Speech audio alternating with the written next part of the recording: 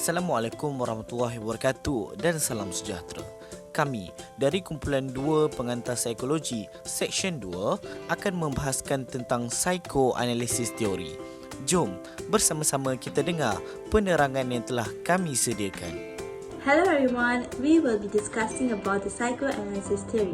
In this theory, Sigmund Freud is the founder of psychoanalysis, where he discovers the unconscious mind, where psychoanalytic theory comes along with it. Psychoanalytic theory is also referred as theory of personalities. First of all, what is personality? Personality is a stable pattern of emotions, motives, behavior that differentiates one person from another. What is psychoanalysis then? Psychoanalysis is the method of treating mental disorders shaped by psychoanalytic theory, where most importantly it emphasizes on unconscious state of mind. By this, Freud wanted to explore on the unconscious mind, and in the end, he got to know that his patient's problem came from the unconscious mind when they speak about it. In psychoanalysis, patients talk about their issues and method that is disturbing to them, like a therapy session. Psychoanalysis also provides multi-layered, multi-dimensional explanation and seeks to understand the complexity of the issue. In other words, it is to make the unconscious conscious. Psychoanalytic theory focuses on unconsciousness and early childhood experience like trauma and bad experience that in the end influences the behavior and habit of the person. Freud also concluded that our mind, which is our human minds, is like an iceberg, where he thinks that our deepest images, thoughts, fears remain beneath the surface of our conscious awareness. In other words, it is like our majority mental capacity is unconscious without our awareness. Example of psychoanalytic theory would be, some people are afraid of animals due to bad experience they face in childhood. So till today, whenever they see animals getting near to them, they have the fear and will run away. Another example would be, if someone goes through a situation where their parents divorced during their early childhood, they tend to think that they have no hope in marriage. Another great example that this theory can be applied is the Charlie and the Chocolate Factory movie. In this scene, we could see Willy Wonka is being relaxed, talking about his problems, just like a therapy session. And also we can see how the characters' unconscious mind and habit link to each other, and how stages of psychosexual development is being involved in the characters. Seterusnya, saya akan memberitahu anda tentang apa itu kepentingan teori psikoanalisis. Okey, yang pertama sekali, kepentingan teori psikoanalisis ini adalah untuk melepaskan emosi mereka dari pengalaman yang telah ditindas oleh mereka pada suatu ketika dahulu. Dan yang kedua sekali adalah untuk menjadikan seseorang yang tidak sedar itu menjadi lebih sedar. Kita beralih pula kepada discussion dalam psychoanalysis teori. Jadi, perkara pertama yang dibincangkan dalam psychoanalysis teori adalah level of consciousness. Menurut Sigmund Freud, ada 3 level of consciousness. Yang pertama, conscious. Yang kedua, preconscious. Dan yang ketiga, unconscious. Jadi, apa itu conscious? Conscious adalah keadaan di mana pemikiran kita sedar dan sepenuhnya terhadap keadaan sekeliling, dan kita mampu untuk mengingat apa yang kita lakukan. Sebagai contoh, sekarang saya sedar yang saya sedang membuat video untuk psychoanalysis teori, maka saya berada dalam keadaan yang conscious. Yang kedua, preconscious. Preconscious adalah memori dan informasi yang tersimpan dalam minda kita dan mudah untuk kita sedar. Sebagai contoh, jika kita berasa lapar, maka minda kita akan mudah untuk tersedar yang kita berada dalam keadaan yang lapar. Dan yang ketiga adalah unconscious. Jadi unconscious adalah pemikiran yang di luar kesedaran kita dan boleh untuk kita kenal pasti melalui psychoanalysis.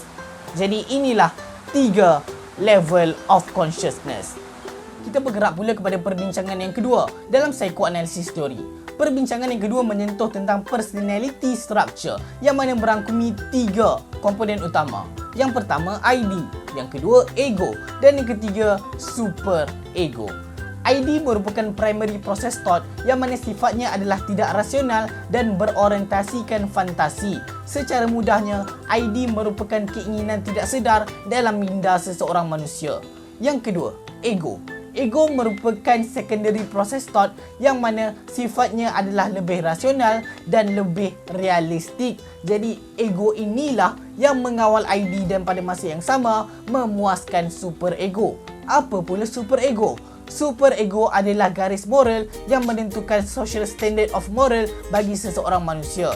Jadi, super ego terbagi kepada dua bahagian. Yang mana yang pertama adalah conscience. Conscience adalah garis moral yang wujud berdasarkan hukuman. Dan yang kedua adalah ego ideal, yang mana garis moral yang wujud berdasarkan ganjaran. Jadi, itulah dia 3 personality structure. Assalamualaikum dan salam sejahtera kepada pendengar Huda. Saya bernama Nur Imana binti Abdul Rahim. Saya daripada subjek pengantar psikologi seksyen 2 dan nombor kematik saya adalah BP20111172. Dan saya akan melakukan 2 perkara. Yang pertama adalah tahap perkembangan psikoseksual dan yang kedua ialah Neo-Freudian theory. Okey, yang pertama ialah tahap perkembangan psikoseksual. Kita ada 5 tahap. Yang pertama ialah tahap oral, sekitar 0 hingga 1,5 tahun. Pada peringkat ini, kepuasan segera yang diperoleh lebih baik adalah melalui bahagian mulut. Hal ini kerana bayi dikawal oleh prinsip kenikmatan melalui aktiviti mulut seperti menghisap, mengunyah dan juga menelan. Serta layanan yang baik ketika aktiviti memberi makan juga mempengaruhi personaliti seperti optimistik, lebih mesra dan juga bersama apabila sudah dewasa. Namun sekiranya bayi tidak dipuaskan ketika pada tahap ini, mereka akan melalui perbuatan seperti menghisap rokok yang banyak, minum dan makan serta mempunyai trait personality seperti pesimistik, tidak selamat dan juga terlalu bergantung apabila sudah dewasa. Okey, seterusnya pada peringkat kedua iaitu peringkat 6, 1,5 tahun sehingga 4 tahun. Pada tahap ini, penumpuan kepada tenaga libido yang pada bahagian otot-otot yang menguasai proses pembuangan, menumpukan melibatkan latihan tandas dan cara bagaimana ibu bapa memberikan latihan tandas yang boleh mempengaruhi kanak-kanak apabila dewasa. Kerana menurut Freud, Pendekatan yang berlaku akan mempengaruhi personaliti, iaitu sekiranya terlalu ketat dan keras latihan tandas yang dikenakan, ia akan melahirkan individu yang terlalu kemas, lokek, degil dan juga memilih, dan seterusnya menyebabkan kanak-kanak ini akan terhalang dalam mengembangkan keyakinan diri dan juga sifat berdikari.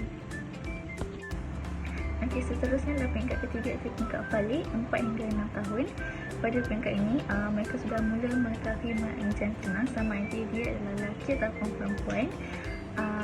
Pada peringkat ini juga sumber kepuasan libido berpindah kepada genitalia, iaitu kejantinaan. Menurut Freud, kanak-kanak akan menghadapi kesukaran iaitu Oedipus kompleks dan juga Elektra kompleks.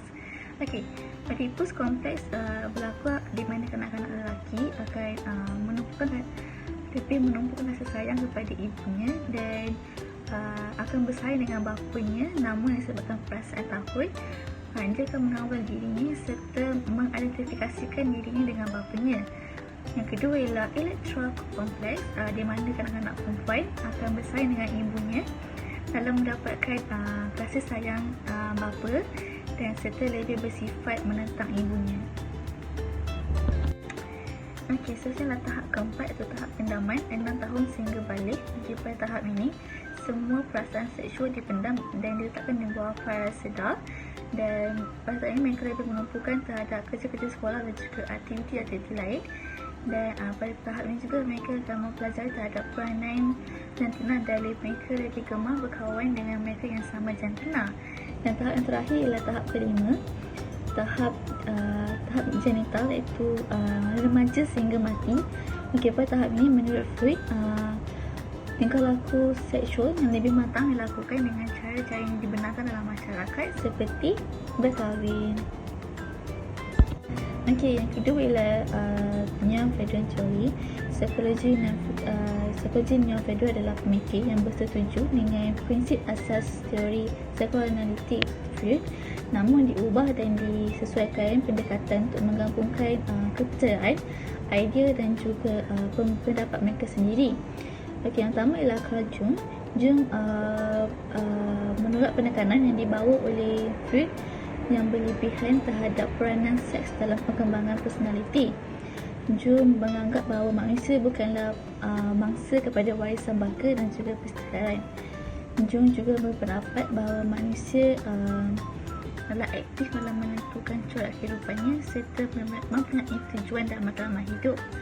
Seterusnya, tingkah laku manusia juga bukan sahaja ditentukan oleh masa lampau tetapi juga pada masa hadapan. Manusia sentiasa berusaha untuk berkembang bagi mencapai nirwana sendiri, dan Jung juga melihat manusia adalah makhluk yang kreatif dan lebih optimistik. Yang kedua adalah Alfred Adler, iaitu mempunyai motif utama di belakang personaliti menyebabkan usaha untuk mengatasi keunggulan dan keinginan untuk mengatasi cabaran yang bergerak lebih dekat ke arah pencapaian diri, dan hasrat ini untuk mencapai keunggulan daripada perasaan anda diri yang diyakini oleh Adler adalah universal. Yang terakhirlah Karen Horney. Beliau memberikan tumpuan kepada keperluan untuk mengatasi kemalangan asas seperti rasa terkecil dan bersendirian di dunia, dan beliau juga menekankan faktor-faktor masyarakat dan budaya yang juga berperanan dalam personaliti, termasuklah kepentingan hubungan antara ibu bapa dan juga anak. Akhir sekali, saya akan menyentuh tentang kesimpulan. Jadi antara andaian utama tentang teori psikoanalisis ini adalah di mana kepercayaan bahawa semua orang itu mempunyai pemikiran, keinginan, perasaan dan juga ingatan yang tidak sedar. Walaupun teori yang digunakan oleh Freud ini agak pelik dan aneh, namun ianya telah membuktikan kepada orang ramai bahawa memang terdapat pengaruh terhadap tingkah laku ini, tingkah laku manusia yang memang wujud di luar kesedaran sedar normal. Sekian, itu sahaja daripada kami. Assalamualaikum warahmatullahi wabarakatuh dan salam sejahtera.